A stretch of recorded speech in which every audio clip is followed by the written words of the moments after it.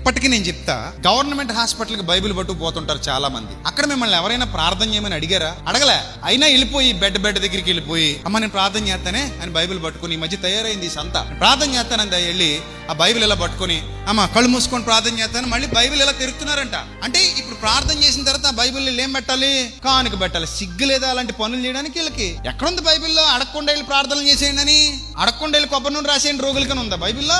సంఘ పెద్దలను వెళ్ళమన్నాడు నూనె రాయడానికి యాకోబు పత్రికలో. ఆ విశ్వాస ఇంటికి వెళ్ళాలి. సంఘ పెద్దలు మళ్ళీ ఎవడబడితాడు వెళ్ళకూడదు.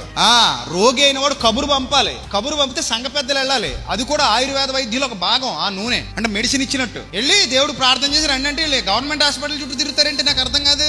అక్కడికి వెళ్ళిపోయి ఇప్పుడు వాళ్ళు అడగలేదు, అయినా కూడా ఆ స్వస్థత ఇవ్వాలంటే ఆ స్వస్థత పొందడానికి ఆ వ్యక్తికి అర్హత ఉండాలి. అతడు నీతిమంతుడే ఉండాలి, మారు మనసు పొందినవాడే ఉండాలి, దేవుని కృప పొందినవాడే ఉండాలి.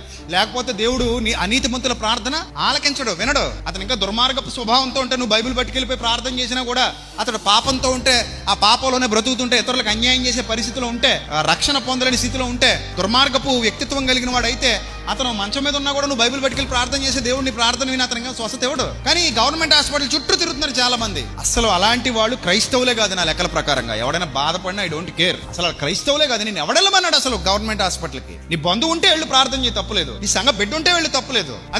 అది కూడా నీ విశ్వాసానికి చెందినోడు అయితే, లేదు వేరే విశ్వాసానికి చెందినోడు నిన్ను